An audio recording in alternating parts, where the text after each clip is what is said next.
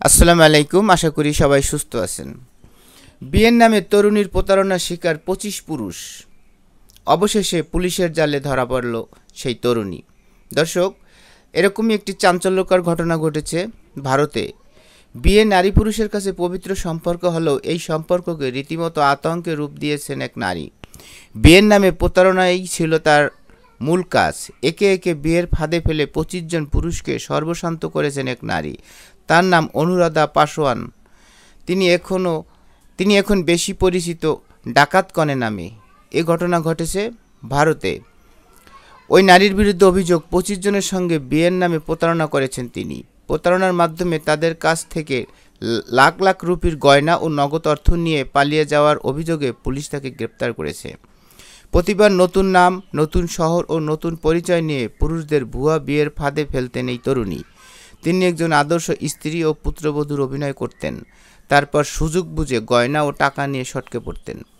শেষমেশ সাওয়াই মাধোপুর পুলিশের কৌশলের ফাঁদে ধরা পড়েন অনুরাধা। পুলিশ তার সঙ্গে একটি ভুয়া বিয়ের নাটক সাজায়, সেই সূত্রেই তাকে গ্রেপ্তার করা হয়।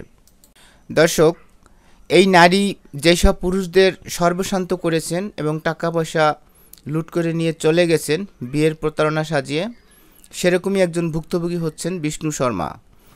বিষ্ণু শর্মা বলেন, আমি ফেরি করে পণ্য বিক্রি করে জীবিকা চালাই, ঋণ নিয়ে বিয়ে করেছি, এমনকি মুঠোফোনটাও ধার করে এনেছিলাম, সেটাও সে নিয়ে গেছে। কখনো ভাবিনি সে আমাকে এভাবে ঠগাবে। অনুরাধা যেদিন পালিয়ে যান সেই রাতের কথা স্মরণ করে শর্মা বলেন, সেই রাতে তিনি কাজ থেকে দেরিতে ফিরেছিলেন। এরপর রাতের খাবার খেয়ে ঘুমিয়ে পড়েন।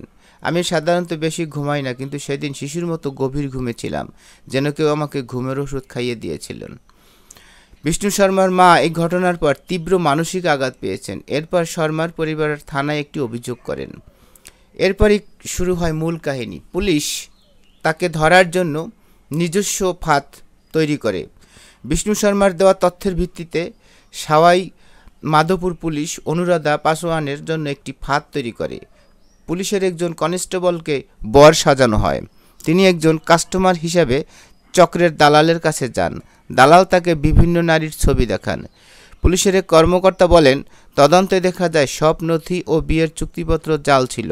আমাদের দল থেকে একজন কনস্টেবলকে বর সাজিয়ে ওই নারীকে বিয়ের ফাঁদে ফেলা হয়। এরপর অনুরাধা পাসোয়ানকে ভোপাল থেকে গ্রেপ্তার করা হয়। দর্শক, এই নারী যেসব পুরুষদের সর্বশান্ত করেছেন এবং টাকা পয়সা লুট করে নিয়ে চলে গেছেন বিয়ের প্রতারণা সাজিয়ে, সেরকমই একজন ভুক্তভোগী হচ্ছেন বিষ্ণু শর্মা। বিষ্ণু শর্মা বলেন, আমি ফেরি করে পণ্য বিক্রি করে জীবিকা চালাই, ঋণ নিয়ে বিয়ে করেছি, এমনকি মুঠোফোনটাও ধার করে এনেছিলাম, সেটাও সে নিয়ে গেছে। কখনো ভাবিনি সে আমাকে এভাবে ঠগাবে। অনুরাধা যেদিন পালিয়ে যান সেই রাতের কথা স্মরণ করে শর্মা বলেন, সেই রাতে তিনি কাজ থেকে দেরিতে ফিরেছিলেন। এরপর রাতের খাবার খেয়ে ঘুমিয়ে পড়েন। আমি সাধারণত বেশি ঘুমাই না, কিন্তু সেদিন শিশুর মতো গভীর ঘুমেছিলাম, যেন কেউ আমাকে ঘুমের ওষুধ খাইয়ে দিয়েছিলেন। বিষ্ণু শর্মার মা এই ঘটনার পর তীব্র মানসিক আঘাত পেয়েছেন। এরপর শর্মার পরিবারের থানায় একটি অভিযোগ করেন। এরপরই শুরু হয় মূল কাহিনী। পুলিশ তাকে ধরার জন্য নিজস্ব ফাঁদ তৈরি করে। বিষ্ণু শর্মার দেওয়া তথ্যের ভিত্তিতে সাওয়াই মাধোপুর পুলিশ অনুরাধা পাসোয়ানের জন্য একটি ফাঁদ তৈরি করে। পুলিশের একজন কনস্টেবলকে বর সাজানো হয়। তিনি একজন কাস্টমার হিসাবে চক্রের দালালের কাছে যান। দালাল তাকে বিভিন্ন নারীর ছবি দেখান। পুলিশের এক কর্মকর্তা বলেন, তদন্তে দেখা যায় সব নথি ও বিয়ের চুক্তিপত্র জাল ছিল।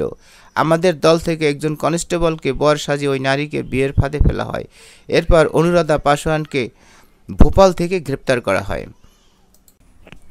বন্ধুরা, আজকের ভিডিও এই পর্যন্তই। ভিডিওটি ভালো লাগলে চ্যানেলটি সাবস্ক্রাইব করে আমাদের সঙ্গেই থাকবেন এবং আপনার মতামত কমেন্টে জানাবেন। পরবর্তীতে আবার নতুন ভিডিও নিয়ে দেখা হবে। সেই পর্যন্ত সবাই ভালো থাকবেন, সুস্থ থাকবেন, বাংলাদেশকে ভালোবাসবেন। আল্লাহ হাফেজ।